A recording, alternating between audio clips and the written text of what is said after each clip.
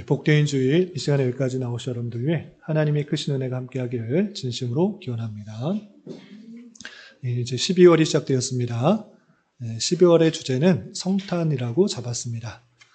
한 해를 마무리하는 이 시기에 여러 가지 당면한 문제들이 있고 또 어려운 상황들이 있을지라도 성탄의 의미를 생각하면서 기쁨과 감사로 한 해를 잘 마무리할 수 있게 되기를 바랍니다. 12월에 계속해서 소선지서의 말씀을 읽어 나가게 됩니다. 학개, 스가랴, 말라기, 이렇게 포로에서 되돌아온 이스라엘 백성들이 어떠한 삶을 살아가는지 또 계속해서 배우게 되는데, 오늘 본문은 스가랴서입니다. 스가랴서도 여러 선지서들과 마찬가지로 다소 낯설게 느껴질 수 있는 그런 책이기 때문에 개요를 살펴보고 오늘 본문 스가랴 2장을 통해서 교훈받을 수 있는 것들이 무엇인지 생각해 보도록 하겠습니다. 먼저 기록자는 스가랴 선지자인데 여호와께서 기억하신다라는 이름의 뜻을 갖고 있습니다. 그리고 활동했던 때가 언제인가 라고 할 때 스가랴 1장 1절에 나타나 있듯이 다리오 왕 제2년, 그러니까 BC 520년경부터 성전이 재건된 518년경에 활동하고 또 기록했다라는 것들을 참조해 볼 수 있습니다. 그럼 BC 520년경이 언제인가 라고 할 때 좀 이해를 돕기 위해서 몇 가지 자료를 준비했습니다. 남유다가 바벨론에 의하여 멸망당한 것이 대략적으로 BC 586년경이고 그리고부터 또 많은 시간이 지났던 것입니다. 그럴 때 하나님께서 바벨론의 교만으로 무너뜨리고 바사라는 페르시아라는 나라가 다시 열국을 다스리게 되었던 것입니다. 그 바사, 페르시아의 초대 왕이 누구인가 라고 할 때 이 고레스인데, 이 고레스의 마음을 하나님께서 주장하셔서 1차 포로에서 되돌아오게 된 것입니다. 그것이 대략적으로 BC 538년, 537년경인 것입니다. 그때 얼마나 많은 사람들이 귀환하였는가, 참고적으로 우리 에스라서를 보면 잘 나와 있는데 귀한 자가 대략적으로 5만 명 정도 되는 것입니다. 아주 많은 사람들이 온 것이 아니라 대략적으로 5만 명 정도 되는 사람이 자원하여서 이렇게 포로에서 돌아오게 되었습니다. 사람만 온 것이 아니라 그들이 갖고 있는 여러 가지 짐승과 재물도 가져왔는데 말, 노새, 약대, 나귀 도합 약 8,000마리 정도 많은 가축들, 짐승들을 데리고 왔을 뿐만 아니라 재물들도 5,400개의 또 접시, 또 대접, 그릇 여러 가지를 가지고 오게 되었던 것입니다. 그 많은 것들을 가져와서 무엇했는가라고 할 때 이 백성들이 왜 나라가 멸망했는지 깊이 깨달은 것입니다. 그것은 하나님을 잘 섬기지 않았고 하나님의 말씀을 대로 순종하지 않았기 때문에 우리가 하나님의 심판을 받아 포로로 끌려간 것이다. 그러니 우리는 하나님을 온전히 잘 섬겨야겠다라고 했던 것입니다. 하나님을 온전히 섬기는 방법은 무엇이냐? 그것은 성전을 건축하고 성전 중심으로 한 그 율법을 지키는 말씀을 지키려고 했던 것입니다.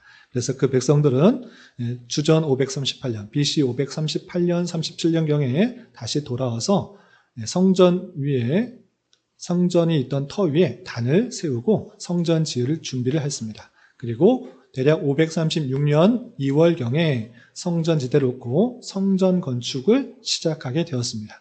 그런데 성전 건축을 시작하였을 때 쉽게 지을 수 있었던 것이 아니라 대적들의 방해로 말미암아 그것을 짓지 못했던 것입니다.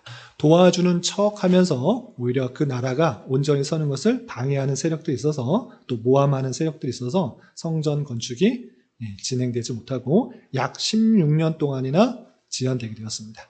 그리고 16년이 지나서 하나님께서 학개 선지자 스가랴 선지자에게 하나님의 말씀을 주어줘서 성전 건축을 다시 잘 하도록 한 것입니다. 그런데 그때 당시에 이스라엘 백성들의 마음은 어땠는가? 하나님의 전을 건축하려고 했는데 이런 상황도 있고 저런 상황도 있고 계속 방해받는 상황들이 있구나. 지금은 하나님의 전을 건축할 때가 아니다. 이것은 하나님의 인도하심이 아니고 더 나중에 건축해야 될 것이다. 이렇게 핑계를 대는 그런 모습들이 있었던 것입니다. 그러면서 자기를 위한 완벽한 집, 좋은 집을 짓기에 바빴고 또 여러 가지 농사를 짓고 가축을 기렀으나 풍부해지지 못하고 결과와 수확을 내지 못한 그런 상황 가운데 있었던 것입니다. 그러할 때 하나님께서는 학개 선지자 스가랴 선지자를 통하여서 너희가 지금 너희 집 짓는데 바쁜 게 말이 되느냐? 하나님의 전은 황폐해졌고 또 황무해졌는데 너희가 너희만 위해서 사는 것은 올바르지 못하다. 성전을 다시 짓고 성전 중심으로 한 그 여호와의 신앙을 회복하라라고 했던 것입니다. 그래서 학개 선지자와 스가랴 선지자가 동시대 함께 사역하는데 학개 선지자는 성전을 건축하는데 더 힘을 썼다라고 하면 스가랴 선지자는 하나님께 주신 그 환상과 계시를 통하여서 성전을 왜 건축하는지, 성전 건축하는 의미가 무엇인지 다양하게 알려주는 것입니다. 그래서 스가랴서를 통하여서 단순히 성전 재건해서 다른 나라에도 있는 그런 전이 우리에게도 있다 이런 정도로 말하는 것이 아니라 성전 재건이 갖고 있는 의미가 무엇인지를 알려주는 말씀이 스가랴서 있고 또 앞으로 오실 메시아에 대한 예언들이 나와 있는 것입니다. 그래서 총 14장으로 길게 되어 있는데 이해를 돕기 위해서 그냥 크게 두 부분을 나누면 1장부터 8장까지는 이스라엘 백성들이 하나님의 전을 건축하지 않고 자기 집 짓는 것에 빨랐던 그런 모습들을 회개토록 촉구하는 말씀들과 8가지 환상을 통해서 그 성전과 앞으로 오실 메시아가 어떤 일들을 할 것인지 환상과 이상을 통해서 알려주는 내용이 나와 있습니다.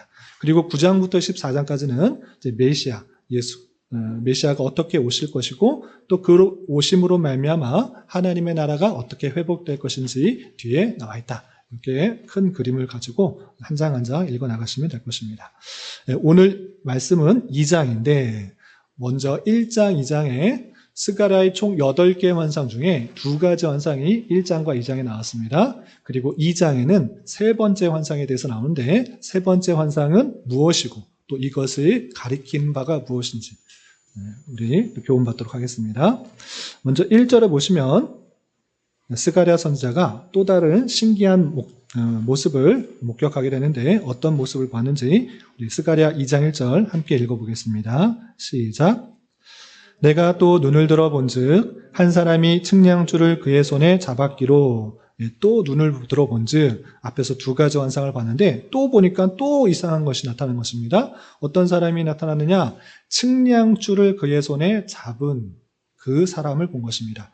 측량줄, 오늘날에 있어서 어떤 건축을 할 때 이런 측량줄을 가지고 사용하지 않는데 예전에는 그 측량줄을 가지고 건물이 반듯하게 세워지게 또 하기 위해서 여러 가지 도구를 가지고 있었던 것입니다. 그런 사람을 보았다라고 하고 있습니다. 그런데 왜 측량줄을 가지고 돌아다닐까? 왜 저러고 있을까? 궁금해서 묻는 것입니다. 그럴 때 그 측량줄을 가진 사람이 이렇게 말합니다. 2절 계속해서 읽어보겠습니다. 시작. 내가 어디로 가느냐 물은즉 그가 내게 대답하되 예루살렘을 측량하여 그 너비와 길이를 보고자 하노라 하고 말할 때에 예루살렘을 측량하여서 길이와 너비를 알아보고자 한다. 무슨 뜻이냐? 이 예루살렘은 지금 현재의 모습은 정말 황폐해져서 정말 회복될 것 같지 않은 모습인데 다시 이제 규격을 딱 재서 어떻게 건축하고 또 건설하면 될 것인지 그 길이를 한번 재보고자 한다라고 표현하고 있는 것입니다. 뿐만 아니라 또 다른 한 천사가 나타나서 그 예루살렘이 어떻게 될 것인지 꼭 스가랴에게 알려주라라고 하는 말씀이 3절부터 5절까지 이어지는데 계속해서 읽어보겠습니다. 3절부터 5절 함께 봉독합니다. 시작. 내게 말하는 천사가 나가고 다른 천사가 나와서 그를 맞으며 이르되 너는 달려가서 그 소년에게 말하여 이르기를 예루살렘은 그 가운데 사람과 가축이 많음으로 성곽 없는 성읍이 될 것이며 하라. 여호와의 말씀에 내가 불로 둘러싼 성곽이 되며 그 가운데서 영광이 되리라. 그 첫 번째 말은 내가 예루살렘의 길이와 너비를 재서 다시 건축하려고 한다 하고 가는 중에 또 다른 천사가 그 가는 천사에게 말하면서 너 그 스가랴에게 그 정도만 알려주면 어떡하냐, 길이와 너비 잰다는 그 정도만 알려주면 어떡하냐, 그 예루살렘이 어떻게 회복되고 어떻게 될 것인지 빨리 가서 알려주라, 이렇게 말하는 것입니다. 그래서 그 소년, 그 스가랴 선지자에게 이렇게 말합니다. 그 회복될 예루살렘은 사람과 간축이 많아질 것이니까 성곽을 두면 된다, 안 된다? 안 된다. 성곽을 딱 세워놓으면 그 지경 안에 사람이 살게 되고, 또 사람이 많아지고 가축이 많아지면 좁아서 못 살지 않느냐. 아파트는 쭉 올리는 것이 불가능하니까 그렇게 하는 것이 아니라 성곽을 두지 않게 다시 짓겠다, 이것을 알려주도록 한 것입니다. 뿐만 아니라 하나님께서 그 성곽이 되어준다. 성곽이 없으면 많은 사람들이, 적들이 쳐들어왔을 때 전혀 보호가 되지 않습니까? 성곽을 높이 쌓아서 그 안에 있는 사람들을 보호해야 되는데 성곽이 없으면 어떡합니까? 라고 걱정할 때 그런 걱정하지 마라. 하나님께서 불로 싸서 성곽이 되어 주어서 어떤 사람도 침략하지 못하도록 그렇게 지켜줄 것이다. 그런 하나님의 놀라운 영광으로 지켜보아실 것이다. 이렇게 알려준 것입니다. 이렇게 측량줄 잡은 사람이 예루살렘을 어떻게 회복시킬 것인지, 그리고 앞으로 그 예루살렘이 어떻게 될 것인지 알려주는 말씀이 5절까지 나옵니다. 그리고 나서 6절부터 9절까지는 하나님께서 그 백성들 얼마나 사랑하시는지, 그리고 죄악 가운데 있는 그 백성들이 다시 회복되기를 바라고 촉구하는 말씀이 이어집니다. 먼저 6절과 7절에서는 북방 땅 바벨론에 흩어져 있는 하나님의 심판을 받아 죄악 가운데 있는 그 죄악의 세상 가운데 있는 그 백성들에게 다시 돌아오도록 촉구하는 말씀이 나옵니다. 6절, 7절 계속해서 읽어보겠습니다. 시작. 오라, 너희는 북방 땅에서 도피할지어다. 여호와의 말씀이니라. 이는 내가 너희를 하늘 사방에 바람같이 흩어지게 하였음이니라. 여호와의 말씀이니라. 바벨론 성에 거주하는 시온아, 이제 너는 피할지니라. 6절과 7절에 두 번씩이나 도피하라, 피하라 라고 했는데 북방 땅에서 바벨론 성에서, 다른 곳이 아니라 북방 땅이라고 말할 수 있는 바벨론, 그곳에서 다시 돌아오라, 피하라 라고 하고 있습니다. 그런데 여기서 주요하게 살펴봐야 될 표현 중에 하나는 내가 너희를 바람같이 흩어지게 하였다라는 그 표현인 것입니다. 이스라엘 백성들이 죄악 가운데 있을 때 그것을 심판하신 분도 하나님께서이시고, 또 심판 가운데서 그 죄악 가운데, 죄악된 세상 가운데서도 다시 되돌아오도록, 다시 하나님의 그 나라에 다시 되돌아오도록 하는 것도 하나님이시다라는 것들을 보게 됩니다. 이렇게 북방 땅 바벨론에서 계속 안주하고 머물러 있지 말고 하나님의 약속하신 그곳으로 오도록 촉구하는 명령을 볼 수 있습니다. 뿐만 아니라 하나님께서 그곳에서 있을지라도 그 백성을 얼마나 신실하게 잘 지키신다라고 표현하는 말씀이 8절에 이어지게 됩니다. 8절 계속해서 읽어보겠습니다. 시작. 만군의 여호와께서 이같이 말씀하시되 영광을 위하여 나를 너희를 요약한 여러 나라로 보내셨나니 너희를 범하는 자는 그의 눈동자를 범하는 것이라. 하나님께서 말씀하셨는데, 내가 하나님의 그 놀라운 영광을 너희 위해서 너희에게 보냈는데 너희는 어떠한 자냐? 너희를 혹 범하는 자가 있느냐? 그러면 하나님의 눈동자를 범하는 것이다 라고 하면서 하나님께서 그 눈동자 같이 아주 지켜보아신다. 그것을 함부로 손댈 수 없게 그 백성들을 지켜보아신다라고 표현하고 계십니다. 뿐만 아니라 지금 당장의 모습은 유대인들이 바벨론의 포로가 되어서 그들이 노력한 사람, 노예 같은 삶을 살아가고 있는데 하나님의 손길이 임하면, 하나님의 역사하시면 완전히 뒤바뀐 상황이 나타날 것이다.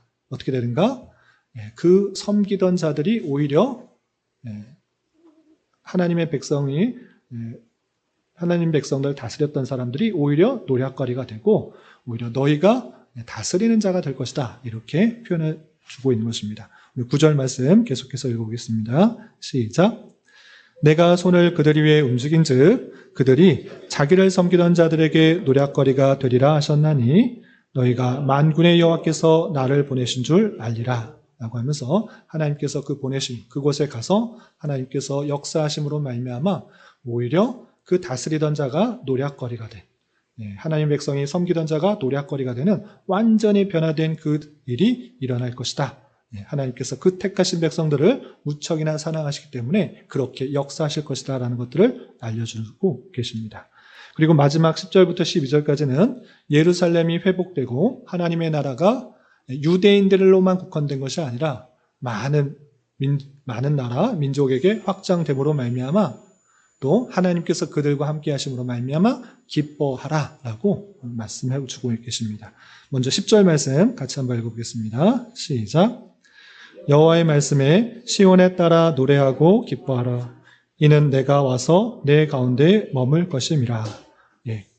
노래하고 기뻐하라. 그 하나님의 백성아 노래하고 기뻐하라. 지금 포로했다고 또는 모든 일이 잘 안 된다고 걱정 의심하지 말고 기뻐하라. 노래하라. 왜? 하나님께서 내 가운데 머물 것이기 때문에 내가 보냄을 받아 너희와 함께하기 때문에 노래하고 기뻐하라. 앞서서 말했던 그 모든 일들이 일어날 것이기 때문에 기뻐하라 라고 말씀하시는 것입니다. 뿐만 아니라 11절부터 12절까지는 유대인들, 그냥 혈육적으로 유대인들에게만 국한된 것이 아니라 많은 나라의 하나님의 백성들이 포함되고 또 그 백성들 가운데 하나님께서 함께 하신다라는 말씀으로 이어지고 있습니다. 우리 11절, 12절 계속해서 읽어보겠습니다. 시작. 그날에 많은 나라가 여호와께 속하여 내 백성이 될 것이요 나는 내 가운데에 머물리라. 내가 만군의 여호와께서 나를 내게 보내신 줄 알리라. 여호와께서 장차 유다를 거룩한 땅에서 자기 소유를 삼으시고 다시 예루살렘을 택하시리니 많은 백성이 또 하나님께 속하고 하나님께 구속을 받을 것뿐만 아니라 또 그들과 함께 있을 것이고 또 유다, 하나님께서 택하신 약속하신 그 땅을 소유로 삼아 다시 택하여서 회복시킬 것이다. 이렇게 표현하고 있는 것입니다. 또 마지막 13절에서는 이 모든 하나님의 역사하신들이 있으므로 모든 사람들은 어떻게 해야 되는지 말하면서 이 장이 맞춰지고 있습니다. 우리 마지막 13절 함께 봉독하겠습니다. 시작. 모든 육체가 여호와 앞에서 잠잠할 것은 여호와께서 그의 거룩한 처소에서 일어나심이라 하더라. 여호와께서 그의 거룩한 처소에서 일어나서 그 모든 역사를 하나님의 뜻 가운데 운행하실 것이니 모든 육체는 하나님 앞에서 어떠한 반론도 제기할 수 없고 그 모든 것들 앞에 잠잠하라 라고 선언하면서 이 장이 맞춰지게 됩니다. 이렇게 이 장에는 세 번째 환상으로서 충량줄을 잡은 사람이 하는 일과 또 어떻게 또 어떤 일들이 있을지에 대해서 나오는 말씀들이 가득한데 이 내용을 통해서 교훈받을 수 있는 것들을 세 가지로 정리하겠습니다. 첫 번째로 측량줄을 가진 한 사람이 예루살렘에 어떻게 될 것이라 말했는지 살펴봤으면 좋겠습니다. 정리하면 두 가지입니다. 첫 번째는 그 예루살렘에 사는 사람이 아주 많고 또 가축들도 많아질 것이다. 예루살렘에 사람과 가축이 많음으로 성벽을 짓지 않게 될 것이다 라고 첫 번째 말했고 두 번째는 뭐라고 했습니까? 그럼 성벽 없는 그런 지역이 어디 있습니까? 그런 도시가 어디 있습니까? 라고 할 때 하나님께서 불로 둘러싼 성곽이 되어주시겠다 이렇게 말씀하시는 것을 보게 됩니다. 이를 통해서 이것은 단순히 유대인들이 예루살렘으로 돌아와서 가축도 많이 기르고 또 많이 자식을 낳아서 그 속에 살지 못할 것이고 더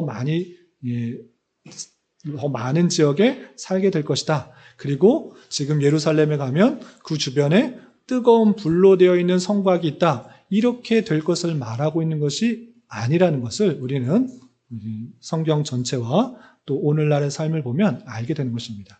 이것은 과연 무엇을 말하고 있는 것입니까? 신약 시대에 하나님의 택하신 백성들이 아주 많아지게 될 것이며 또 그 백성을 하나님께서 신실하게 불로 지키듯이 지켜 보호하실 것이다 라는 그 말씀을 해 주시는 것입니다. 이 말씀의 실현 역사가 신약시대에 저와 여러분, 오늘날의 우리에게까지 이르게 된 것입니다.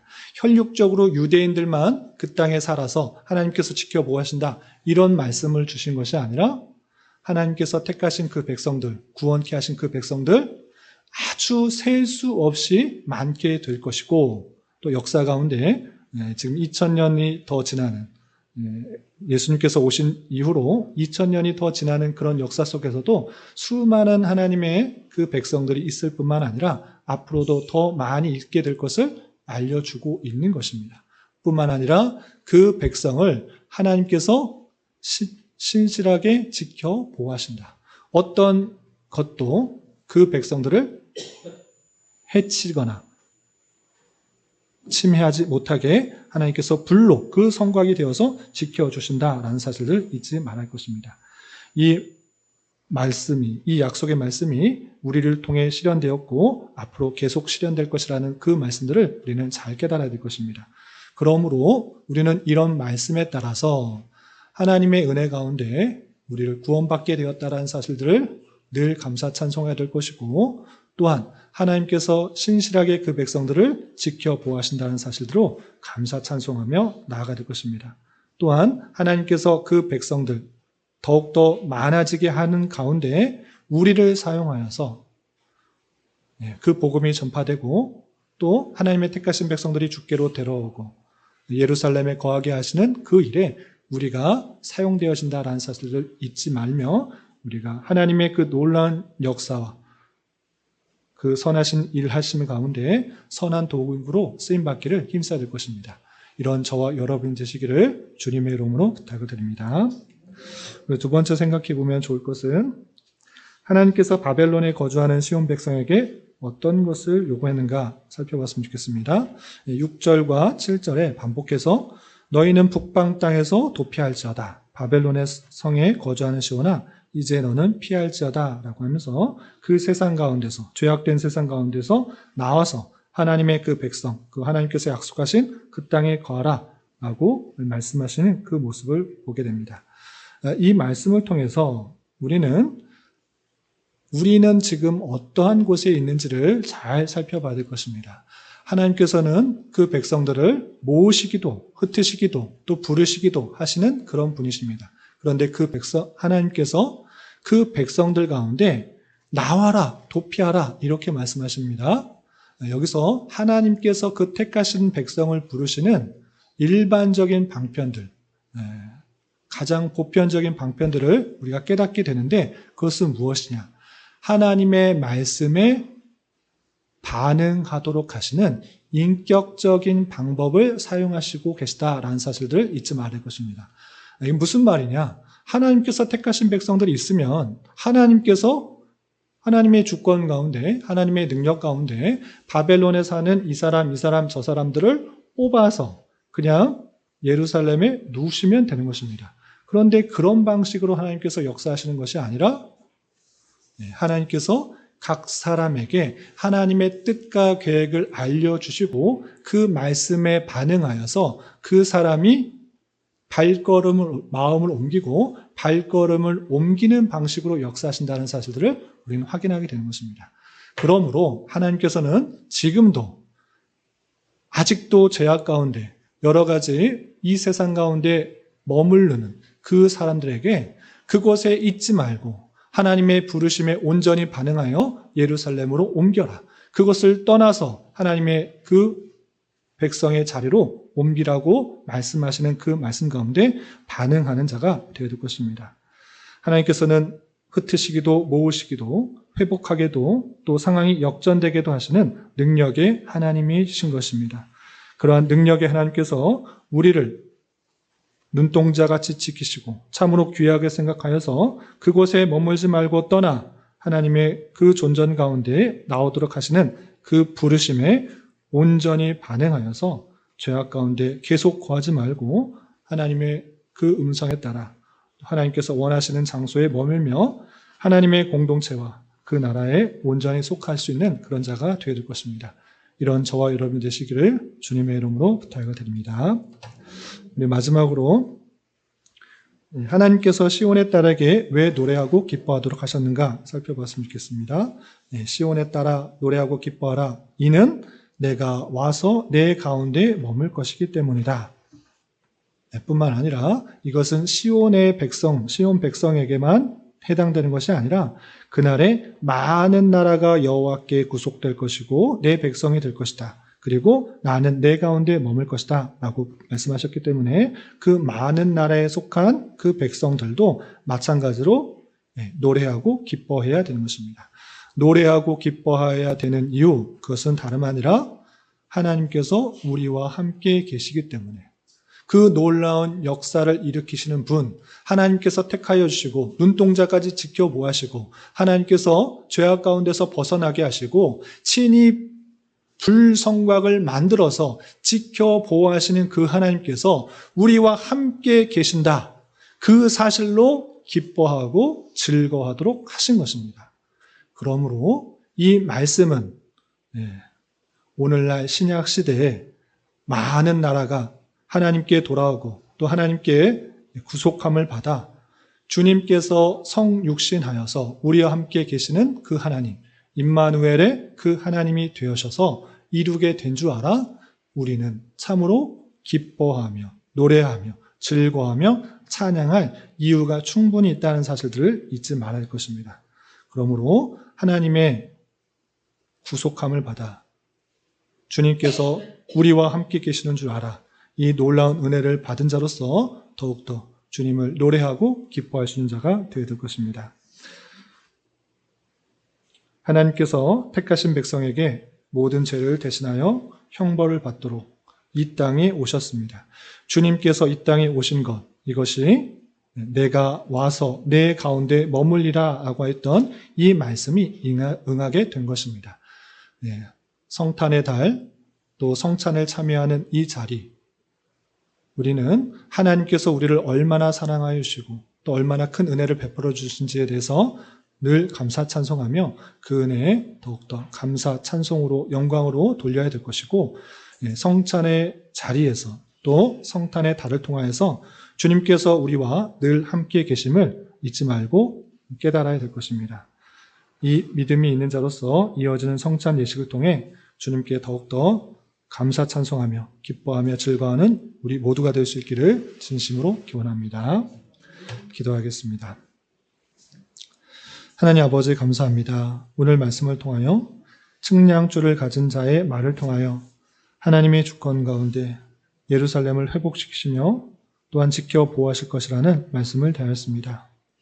이런 말씀을 대한 자로서 하나님의 주권 가운데 우리를 택하여 주시고 주님의 백성 삼아 주셨을 뿐만 아니라 우리와 늘 함께하여 주셔서 우리를 신실하게 지켜보호하여 주실 줄을 굳게 믿고 주님만을 의지하며 살아가는 자 되게 하여 주시고 주님의 선한 역사 위에 선한 도구로 쓰임받는 자 되게 하여 주시옵소서. 또한 때때로 우리에게 닥쳐진 여러 가지 어려운 현실을 만나게 될지라도 낭망하거나 좌절하지 말고 영원한 천국을 소망하며 천국 백성으로 더욱더 훈련되는 기회로 삼게 하여 주시며 이러한 삶을 살아갈 때에 주시는 기쁨과 감사가 늘 충만하게 인도하여 주시옵소서. 이제 예비된 성찬으로 나아갑니다.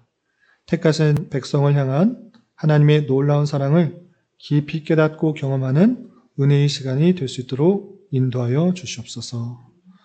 예수님의 이름으로 기도 올리옵나이다. 아멘.